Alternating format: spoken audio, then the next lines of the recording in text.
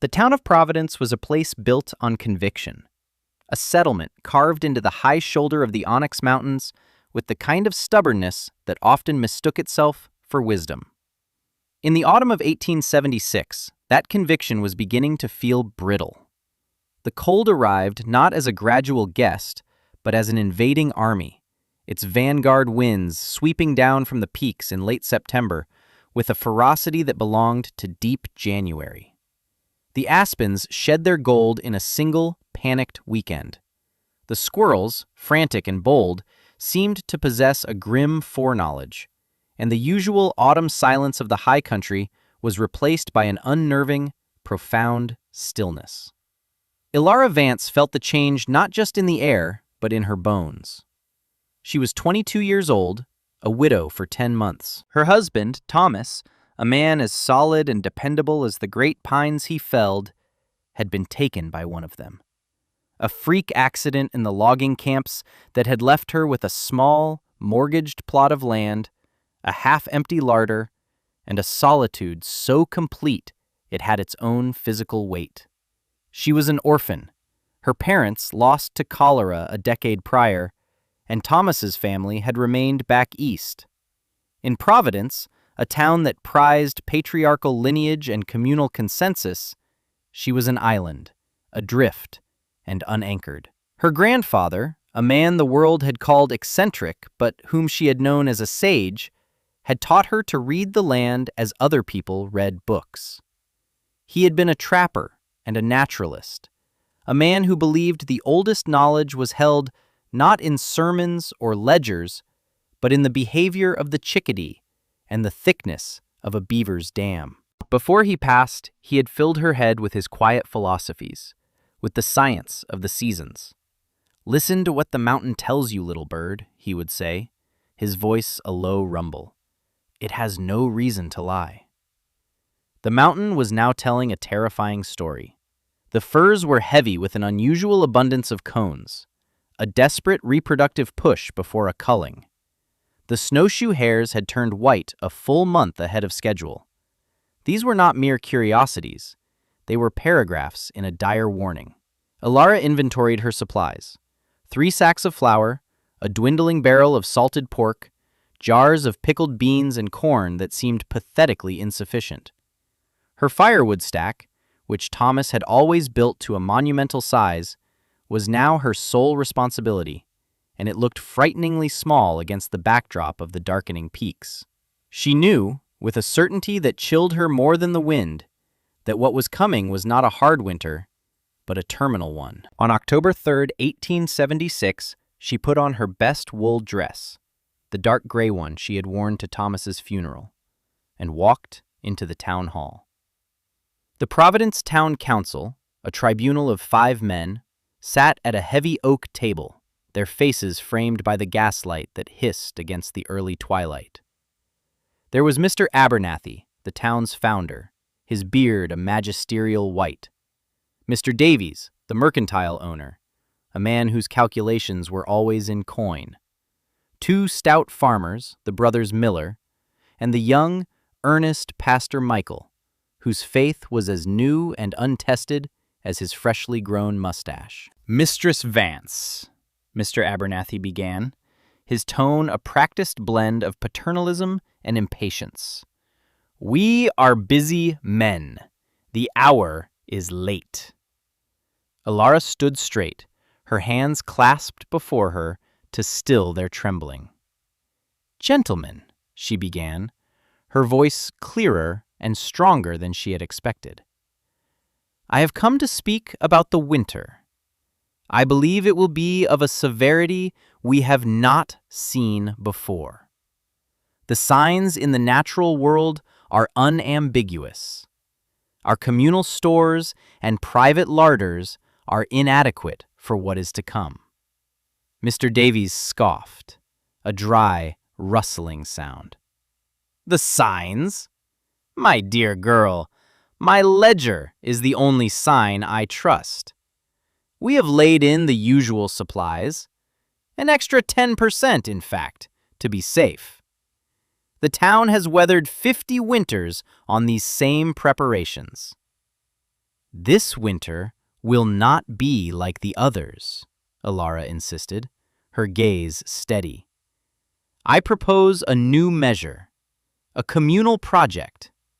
My grandfather spoke of structures built into the earth, structures that use the ground's own heat to preserve food and offer shelter. A deep, insulated cellar, partially buried, with a glazed southern face to capture the low winter sun. It would maintain a stable temperature, far above freezing, regardless of the cold outside. It would protect our stores from the deepest frost and could even serve as a last resort for shelter." A silence fell over the room, thick with incredulity. Pastor Michael shifted uncomfortably. "Mistress Vance, you are suggesting we burrow into the ground like animals. Our trust should be in God's providence and the sturdy log homes He has enabled us to build. God's providence gave us the intelligence to observe and to learn," Alara countered, a spark of her grandfather's fire in her eyes. "The earth itself maintains a constant temperature a few feet below the surface. It is a principle of thermodynamics, thermal mass. The earth is a blanket, a storehouse of warmth. A structure designed to use it would be vastly more efficient than our drafty cabins, which bleed heat into the air as fast as we can burn our wood." Mr. Abernathy held up a hand, his expression one of weary condescension. "Thermodynamics? Mistress Vance, we are simple men of the mountains. We deal in cordwood and salted meat, not fancy words from books. Your grief has unsettled your mind. We appreciate your concern, but the matter is settled. We will trust in the methods that have served our fathers and their fathers before them." He looked at the others, who nodded in solemn, self-satisfied agreement. "The town will not be wasting its precious time and resources digging a hole in the ground on the advice of a young woman prone to fanciful notions." The dismissal was absolute. She was not just wrong, she was foolish. A hysterical widow seeing omens in squirrel behavior. Not one of them had lost a family member to the mountain's caprice. Not one of them had spent a night alone, listening to the walls of their cabin groan under the strain of a premature frost. And not one of them, she knew with a sinking heart, would admit they had been wrong until it was far, far too late. She walked out of the town hall and into the biting wind, the council's decision ringing in her ears not as a rejection, but as a death sentence for them all. As she crossed the deserted town square, she made her own decision. If the town would not build a sanctuary, she would build one for herself. She had her small plot of land, her own 2 hands, and her grandfather's forgotten knowledge. It would have to be enough. The next morning, Alara began. Her property was situated at the northern edge of the town, ending in a gentle, south-facing slope that caught the sun for most of the day. It was the perfect location, just as her grandfather's diagrams, sketched on yellowed paper, had described. This was not merely a root cellar she was building. It was a concept the old people of the Andes had called a walipini, a place of warmth. It was a subterranean greenhouse, a larder, and a smokehouse, all in one. A self-sufficient biome designed to defy the winter. Her first task was the excavation, a brutal, soul-crushing labor. With Thomas's shovel and pickaxe, she broke the earth. The topsoil was thin, quickly giving way to a dense, rocky clay that fought her for every inch. She marked out the dimensions with stakes and twine, a rectangle 24 feet long and 12 feet wide. The back wall, to the north, would be dug deepest into the hillside, a final depth of 8 feet. The front wall, facing south, would be shallower, only 6 feet deep, creating a natural slope for the roof she envisioned. For 3 days, she worked from sunrise to sunset, her hands blistering, then bleeding, then callousing over. The rhythmic scrape of the shovel and the percussive thud of the pickaxe became the soundtrack of her life. Townspeople would sometimes pause on the road below, watching the lone figure of the widow toiling on the hillside. They saw a woman consumed by a strange madness, digging her own grave, perhaps. Their whispers followed her, a chorus of pity and scorn. She ignored them, fueled by a cold, clear certainty. Every shovelful of earth was an act of defiance. After a week, she had made agonizingly slow progress. The sheer volume of earth to be moved was overwhelming. She had managed to clear the perimeter down to about 2 feet, but the center remained a stubborn mound. She looked at her savings, a small cloth bag containing $47 in silver coins, the entirety of her worldly wealth outside the land itself. The decision was painful, but necessary. She walked to the Miller farm and hired one of the brothers and his team of 2 stout mules for a single day.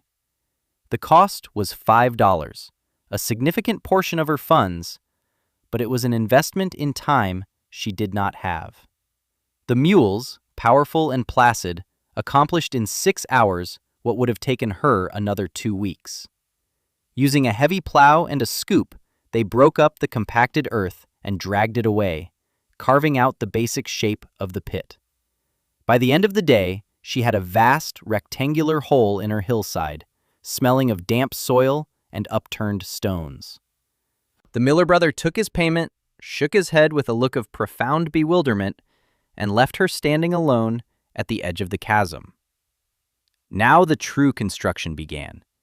The walls needed to be fortified, not with wood, which would rot, but with stone. Her property was crisscrossed with crumbling fieldstone walls, the legacy of some long-forgotten farmer. They were a ready-made quarry. Using a wheelbarrow Thomas had built, she began the arduous process of hauling the stones, hundreds of them, from the far edges of her land to the construction site. She chose them carefully, looking for flat faces and solid weight. She needed mortar, and she made it herself. She had purchased 3 bags of lime from Mr. Davies, who had charged her a premium, citing its scarcity. The transaction had been laced with his usual patronizing tone. "Building a stone-lined root cellar, are we? A bit ambitious, is it not?" he had asked, a smirk playing on his lips. She had simply paid him and left. On a large flat rock, she mixed the lime with sand she hauled bucket by bucket from a nearby creek bed, adding water until the consistency was a thick, workable paste. Laying the stone was a slow, methodical art.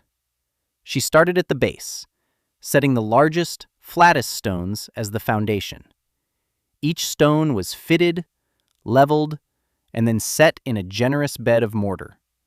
She built up the 3 walls, east, west, and the lower south-facing wall, course by course. The north wall was the earth itself, a sheer, vertical face of packed clay and rock that would act as the primary source of thermal regulation. The stone walls she built were immense, nearly 2 feet thick. This was the core of the design, thermal mass.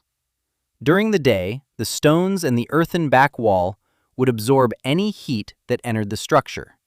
At night, they would slowly radiate it back, preventing the internal temperature from ever plummeting. By October 20th, with the first flakes of snow already appearing in the air, the walls stood complete. They rose from the pit like the ruins of some ancient fortress. The structure was beginning to take on a tangible reality, a solid answer to the whispers and doubts. Her body ached with a fatigue so deep it felt elemental, but her spirit was buoyed by the sight of her progress. She had spent a total of $27 on the lime, nails, and other small materials. Her savings were dwindling, but the most critical parts were now in place. The roof was the most complex and ingenious element of the entire design. It needed to be strong enough to hold the weight of the snow that was sure to come, yet transparent enough to allow the precious winter sunlight to penetrate. Glass was an impossible luxury, costing more than all her money combined. Her solution was a testament to her resourcefulness. She spent 2 days carefully dismantling the rotted remains of an abandoned prospector's cabin a mile up the trail, salvaging 6 small, grimy window panes. They were pitifully inadequate to cover the 12 by 24-foot opening. The rest of the covering would be made from heavy canvas. She purchased 2 large bolts from Mr. Davies, who was now openly amused by her project. "Planning on sleeping out in your hole, Mistress Vance? A tent might have been cheaper." She ignored him. Back at her homestead, she set to work treating the canvas. In a large pot over an open fire, she heated a mixture of linseed oil and beeswax until it was a liquid. Then, using a wide brush, she painstakingly coated every inch of the fabric. The process was smelly and messy, but it would render the canvas waterproof and, more importantly, translucent. It would not be as clear as glass, but it would allow a diffuse, milky light to pass through. For the roof's frame, she used pine logs she felled herself from a small stand on her property. She was not as strong as Thomas, but she was methodical. She chose smaller trees, 6 inches in diameter, that she could manage. She notched them with an axe and saw, fitting them together into a sturdy rafter system that spanned the width of the pit. The angle was critical. She set the frame at a steep pitch, nearly 45 degrees, calculated to be perfectly perpendicular to the low arc of the midwinter sun, maximizing solar gain. She secured her 6 salvaged glass panes in the center of the frame, sealing them with a thick bead of pine pitch. Then, she stretched the heavy, oil-treated canvas over the rest of the frame, nailing it down with wide-headed tacks and sealing the seams with more pitch. Finally, she needed a door. She used thick planks salvaged from the same abandoned cabin, backing them with 2 layers of wool blankets for insulation and hanging them on heavy iron hinges. She built a small, stone-lined entryway, a sort of airlock, with a second inner door to prevent the escape of warm air whenever she entered or exited. The final touch to the exterior was to bank the exposed stone walls with the tons of earth she had excavated. She piled it high, packing it down until her structure seemed to melt back into the hillside, leaving only the translucent, angled roof and the small, sturdy door visible. The interior was a space of profound quiet and earthy smells. The floor was packed clay, sloped slightly for drainage. Along the deep, dark northern wall, she carved shelves directly into the packed earth, the perfect place for storing root vegetables. Near the entrance, she constructed the smokehouse component. It was a small, brick-lined fire pit, no more than 2 feet square, with a cleverly designed flue. Instead of venting straight up, the flue pipe, which she fashioned from sections of stovepipe she bartered for, ran horizontally for 10 feet along the base of the earthen wall before turning upwards and exiting through a small hole at the top of the hillside. This design ensured that the heat and smoke from even a small fire would travel the length of the structure, warming the earthen mass before escaping. A small, adjustable vent near the floor on the south wall and another near the roof's peak on the north wall allowed her to control airflow and temperature with precision, a simple but effective convection system. As November settled in, turning the landscape a uniform, grim gray, Alara began the final, desperate phase of her plan, stocking her larder. While the townspeople laid in their final supplies, confident in their numbers, she worked with a frantic urgency. She took Thomas's rifle, a heavy but reliable Winchester, and ventured into the silent woods. The deer were scarce, having already moved to lower elevations. But after 3 days of patient tracking, she was rewarded.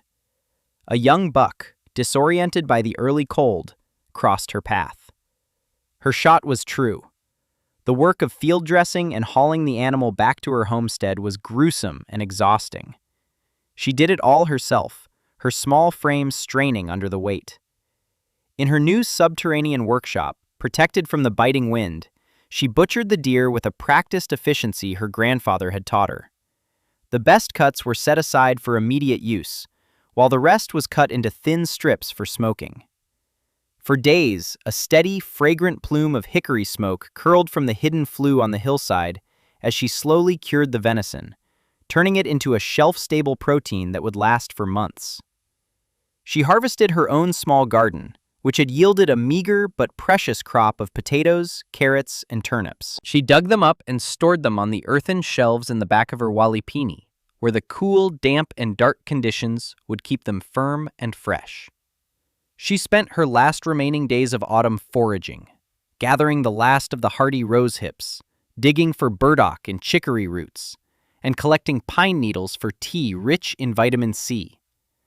Her final trip into town was to Mr. Davies' mercantile to spend the last of her silver. She needed salt, a large quantity for curing, as well as flour, beans, and oil. Davies tallied her purchases, his eyes lingering on the pile of goods. "Quite the hoard for one person, Mistress Vance," he remarked.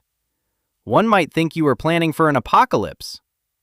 "One might," Ilara replied flatly, handing him the coins.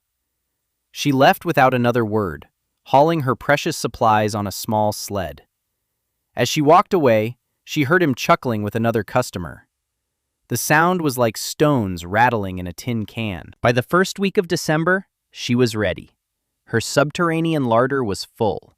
Shelves of smoked venison, bins of root vegetables, sacks of flour and beans, jars of oil, and bundles of dried herbs. Her firewood was stacked neatly inside, enough for her small, efficient fire pit to last for months. She moved her few precious belongings inside: a cot, a small table, a chair, her grandfather's books, and an oil lamp. The air inside was cool, holding at a steady 45 degrees Fahrenheit, and it smelled of earth, smoke, and life. Outside, the world was preparing to die. On December 18th, 1876, the sky, which had been a sheet of lead for 2 weeks, turned a strange, bruised purple. The wind fell away, and a heavy, expectant silence descended. Then, the snow began. It did not fall in gentle flakes, but in a thick, blinding curtain of white. This was the beginning of what the survivors would later call the Great Freeze. The blizzard raged for 4 days without pause, burying Providence under a blanket of snow so deep that it swallowed fences and rose to the eaves of the cabins. But the snow was only the herald. The true enemy was the cold that followed. When the storm finally broke, the sky cleared to a brilliant, merciless blue, and the temperature plummeted to levels no one in the town's history had ever recorded. It dropped to 20 degrees below zero, then 30, then 40. At night, it touched 50 below, a cold so absolute it seemed to freeze the very air. Trees exploded with a sound like rifle shots as their sap froze and expanded. The log cabins of Providence, once symbols of sturdy self-reliance, became frozen tombs. Inside the Abernathy home, the patriarch sat wrapped in every blanket he owned, his magisterial beard rimmed with frost. The great stone fireplace, which had always been the heart of his home, now consumed wood at an astonishing rate, yet its warmth barely reached the far corners of the room. They had begun burning furniture 2 days ago. His wife was ill, her breathing a shallow, rattling whisper. Their food, frozen solid in their larder, had to be thawed for hours by the fire before it could be eaten. Their confidence had frozen and shattered, just like the trees. At the mercantile, Mr. Davies sat in his back room, staring at his ledger as if the numbers could somehow generate heat. His vast stores of food were useless. Barrels of flour were frozen solid, sacks of beans were like bags of rocks, and his salted meats were as hard as iron. He had the most food in town, and his family was still starving, huddled together for warmth, their breath pluming in the frigid air of their well-stocked but fatally cold home. He thought of the widow Vance and her foolish hole in the ground. He pictured her, frozen solid, a grim monument to her own folly, and the thought gave him no comfort at all, only a strange and unsettling dread. But Alara Vance was not frozen. On the contrary, she was, if not comfortable, then securely alive. Life inside her Walipini had taken on a gentle, quiet rhythm.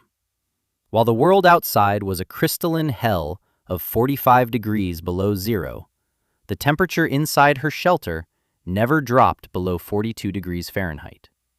The combination of the Earth's geothermal heat, the thick, insulated walls, and the minimal solar gain from the weak winter sun filtering through the oiled canvas created a bubble of persistent, life-sustaining warmth. Her small fire pit required only a few logs a day. Its primary purpose was not even heat, but for cooking and for slowly smoking a new batch of meat. The smoke, traveling through the flue pipe, gently warmed the northern wall, adding to the thermal stability. Light was dim but sufficient. During the day, a diffuse, calming glow filled the space, enough to read by if she sat near the central glass panes. At night, her oil lamp cast a warm, golden circle. She ate well. She would roast potatoes and carrots in the embers of her fire. She would stew the smoked venison with dried onions, the rich smell filling her sanctuary. The vegetables from the earthen shelves tasted as if they had just been pulled from the ground. She had water from snow she melted by the bucketful in her entryway, a task that was the most dangerous part of her daily routine. Opening the outer door was like opening a gateway to another hostile planet. The cold would hit her with a physical force, burning her lungs. She would work quickly, filling her bucket before retreating back into the life-giving warmth of her burrow. She passed the time by reading her grandfather's books on botany and geology. She mended her clothes. She kept a journal, documenting the temperatures inside and out, the performance of her shelter, the quiet miracle of her survival. She felt no triumph, only a deep, abiding gratitude for the wisdom that had been passed down to her. She thought of the townspeople, of the council who had scorned her. She imagined their suffering, and her heart ached with a profound, sorrowful pity. They had chosen pride over prudence, tradition over truth. And now, the mountain, which has no reason to lie, was collecting its debt. For 3 weeks, the great freeze held Providence in its grip. The silence from the town was absolute. No smoke rose from the chimneys, no dogs barked, no human sound carried on the diamond dust air. Alara began to believe she was the last person alive. Then, on the 24th day, as a faint warming trend began to soften the edges of the brutal cold, she heard a sound. A frantic, weak scratching at her outer door. She paused, her heart pounding. It was followed by a voice, thin and cracked, barely human. "Please, help us." She unbarred the heavy inner door, then the outer one, pushing it open against a drift of snow. A figure collapsed into the entryway. A man so gaunt and frost-rimmed, he was almost unrecognizable. It was Pastor Michael. His face was a mask of gray, frost-bitten flesh, his eyes wide with a desperate, haunted light. "Mistress Vance," he rasped, his breath catching in painful sobs. "Forgive me. Forgive us all. We were fools. My wife, my little girl, they are sick. We have had no food for a week. We burned our last chair yesterday." Alara's response was not one of reproach or vindication. The time for that was long past.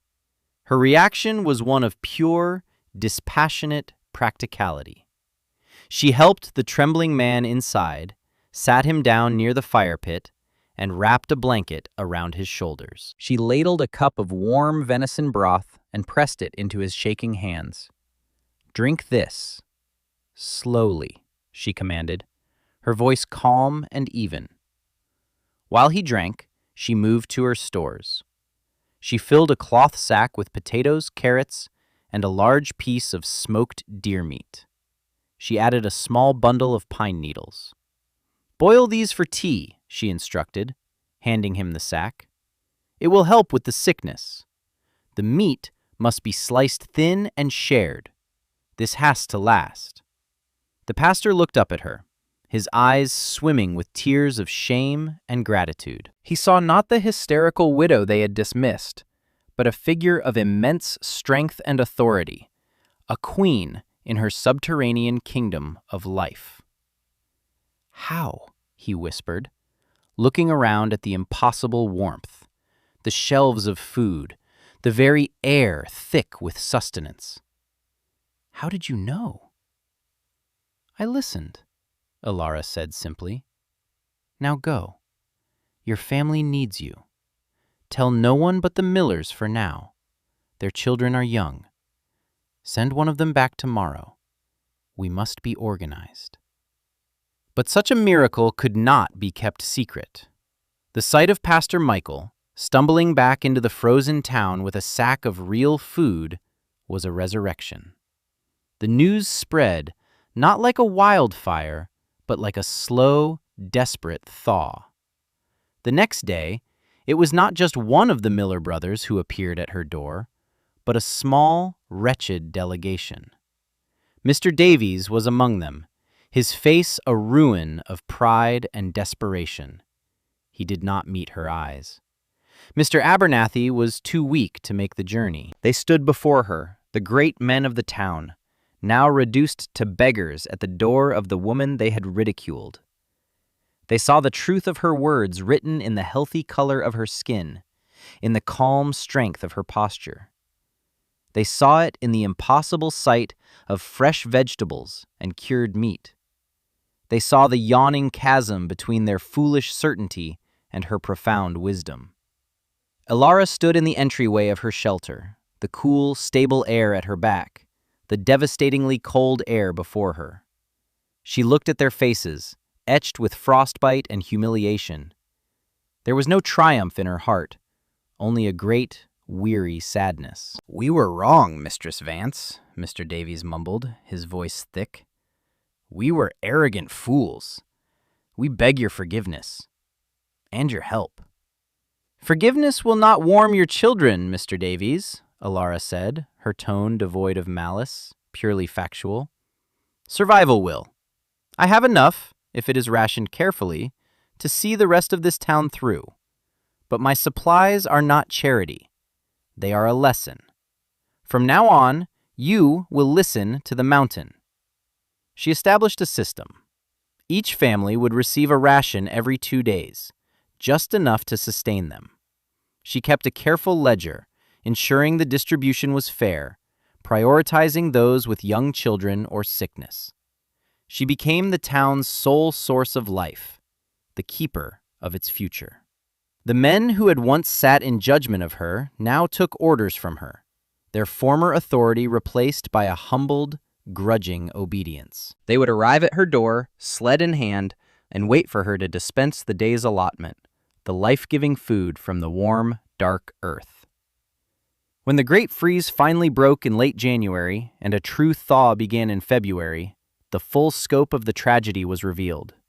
The snow melted to reveal a town scarred by death. 17 souls had been lost. The elderly, the frail, and 2 entire families who had run out of firewood in the first week. Each death was a silent testament to the council's fatal pride. Providence had survived, but it was a wounded, humbled community. The spring that followed was a season of profound change. The air was filled not with the sounds of rebuilding cabins, but with the scraping of shovels and the clink of stone on stone. Under Alara's direction, the men of the town, led by Abernathy and Davies themselves, began to construct two new, much larger earth shelters on the south-facing slope below the church. They followed her design to the letter, their movements diligent and respectful. They were no longer digging a foolish hole. They were building their ark. Ilara Vance was no longer the outcast, the strange widow. She was the vindicated sage, the mother of Providence.